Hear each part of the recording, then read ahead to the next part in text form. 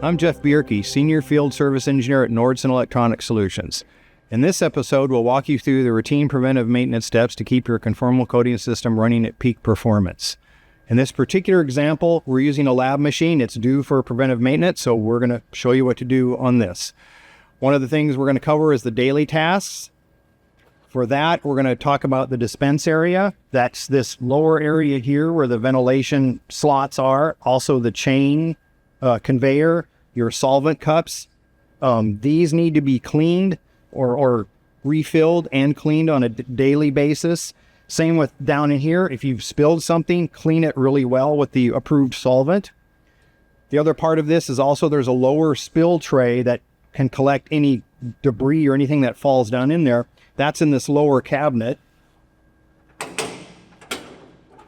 To access it, just pull it out. You can clean it. If it's really bad, this whole thing will come out. You can go clean it. Once it's clean,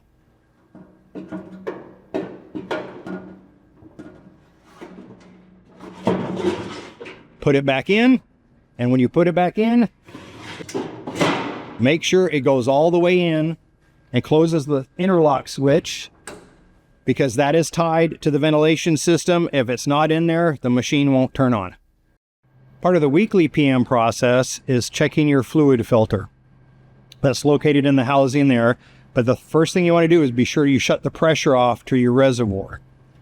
To get to the filter, you're going to have to open this up. And to help with that, the best thing is to remove this rear panel.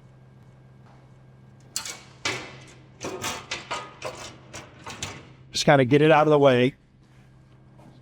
To loosen this up, it takes this 1.5-inch wrench. Let's get it on here and start to loosen it. And once it's loosened, so you just thread it. And be careful, this thing is heavy. Don't let it drop. Once you've got it off, and if you notice the spring falls out, that's no big deal. That's kind of part of the whole assembly, but this is the filter. And what you want to check is that it's not all gummed up. If it is, take it, clean it, put it back in here. One thing that can really help is if you have a spare one of these, because then you have a nice clean one, you just put it back on here. To get this all back together,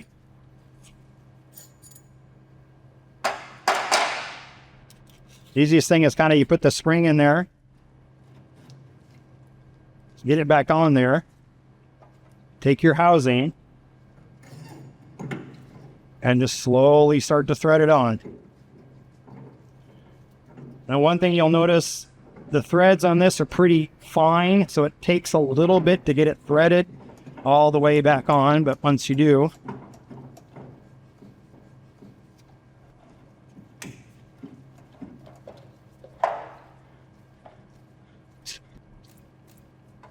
take your wrench. That's all it takes. So the next thing to check is the water traps. These would be on your incoming air lines. Be sure you disconnect the air first. You'll notice these are glass, so check to see if there actually is water in there. If there isn't, you don't really need to drain it. But if there is water in there, it's just a matter of twisting this till it opens, and water will come out. You might want to have a paper towel or something here, but once you get all the water out, just close it back up. Same with this one. And that's really all there is to it. One of the other preventive maintenance tasks you've got to worry about is on your conveyor. That includes the chain and any of the electrical and pneumatic connections.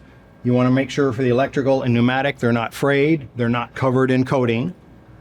For the chain, one of the big things is to make sure it's tensioned properly. And you can do that by pinching the chain together here at the motor.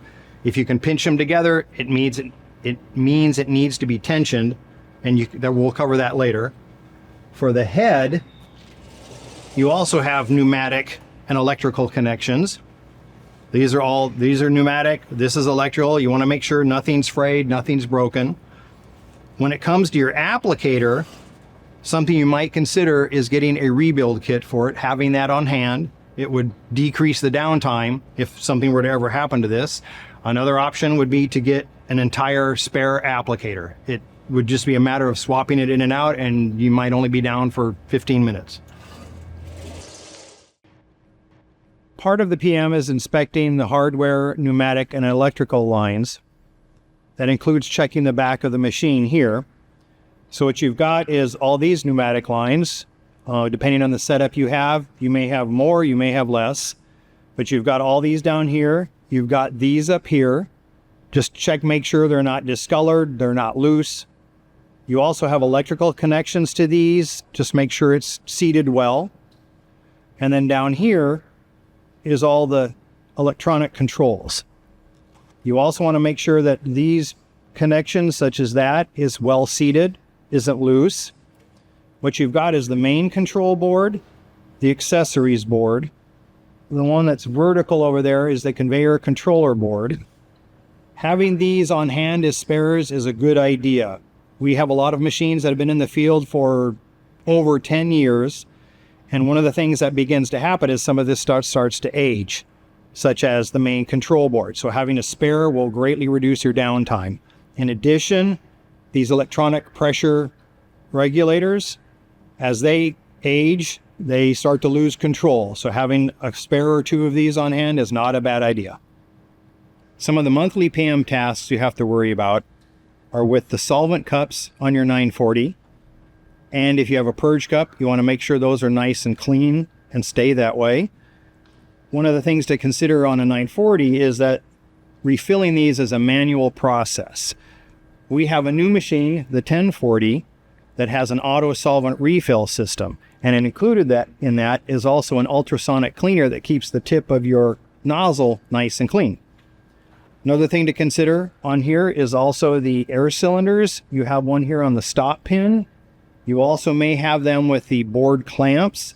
You want to make sure that those are clean and operational. If you allow coating to accumulate at the top of them, that can affect its operation.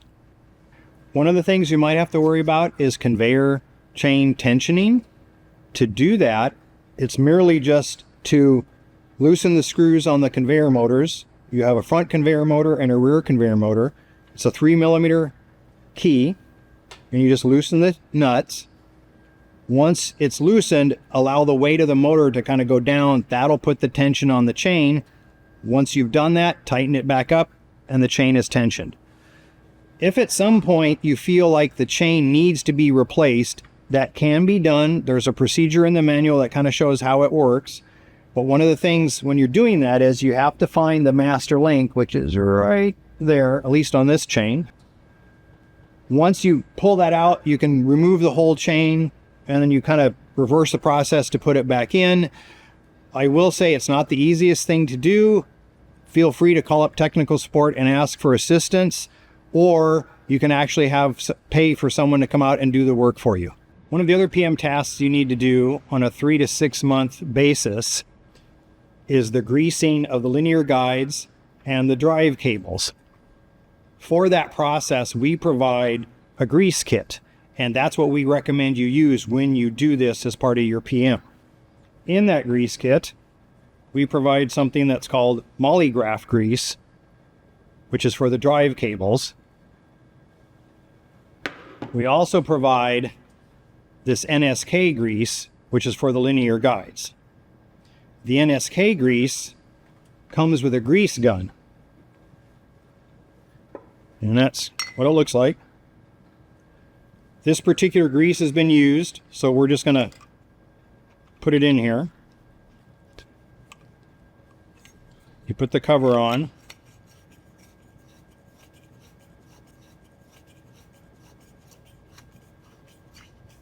And you start squeezing it until you see some start to come out the tip. To prepare to do this for the drive cables, you're going to have to remove some covers. There's this cover, there's also one back here, and for our purposes, we've already removed some of the screws. So for this, you can remove this. And then this one, it just pops right out.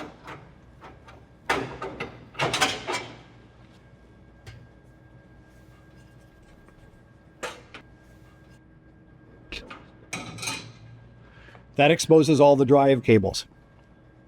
So when you're ready to do the PM on this, you need to clean these and the linear guides. But to do that, I would strongly recommend putting on a pair of gloves. You don't want grease all over your fingers. For both the cables and the linear guides, just get a lint-free cloth and start wiping them down. And just a matter like this. Part of this process also is you'll need to get to as much of the drive cables as you can, and to do that you can move the head around. So if you just move it, say to the back, start wiping down the cables, then maybe move this over to one side, get some more of the cables, and then you can keep moving this till you need to. The same with the linear guides. You have most of it exposed. That it's just a matter of wipe it down. There's the ones on the X-beam. Slide this over, get the stuff on this side and the one that's over here. And once you've got everything clean, then it's just a matter of re-greasing everything. So for the linear guides, that's where this comes in handy. And what you can do is there's fittings on the bearings here that this will fit into. And it's just a matter of get on there, give it a little squeeze, you're done. The other thing we recommend also is if you put a little just on your fingers and just kind of rub it on the actual guide. So there's one here, one on that side, and then the ones on the X-beam. And it's very easy, just need a very light coating. Once you've got the linear guides done, then you move to this mollygraph grease, and this stuff is a dark grease. You just get some just on your finger, real light coating, and they just got to do this. Just very light. You don't want to glob it. And once you get all the cables, the same thing too, you want to move the head around so you can access all the cables. And once that's done, then it's just a matter of running through the tension procedure. Part of the PM process, about every 6 to 12 months, is tensioning the drive cables. Part of that process may have also included re-greasing them and even the linear guides. To tension the cables, you want to take your head, move it to the center, and then there's a bracket here in the front. You want to loosen this one screw. There are 2 of these in the rear of the machine, and you can see those in the manual for the 940. Once you've loosened those, then take the head, move it around inside the machine about 5 times, like so. And then after the 5, move it back into the center, tighten that screw back up, and do the same with the 2 in the back. And once you're done with that, the tensioning is complete. Part of the PM process is really keeping your machine clean. What can help with that is using your UV lights that come with the machine. There's one on this side, one on the other side. Just turn them on. Anything that has coating down inside will light up. You can see where it is. You can clean it. Part of that also is kind of looking at the conveyor chain. If it's got coating all over it, just give it a quick scrub. And that's all it takes. You might even consider getting another applicator, a spare one. That way, if the one you're using gets plugged up, you just put the new one on, you're ready to go in a short amount of time. And keeping the interior clean, one thing that can really help is laying down some foil or even butcher paper. One thing, if you are going to do that, be sure you leave openings for these slots in here. That's part of the ventilation. If you plug it up, you're going to affect the ventilation. The machine may or may not turn on. Thanks for watching. Just a quick reminder to keep some spare parts handy. That way you can stay on top of your preventative maintenance tasks and keep everything running smoothly. If you're looking to buy spares or want to check out the user manuals that go over routine maintenance, just follow the link at the end of this video. See you next time.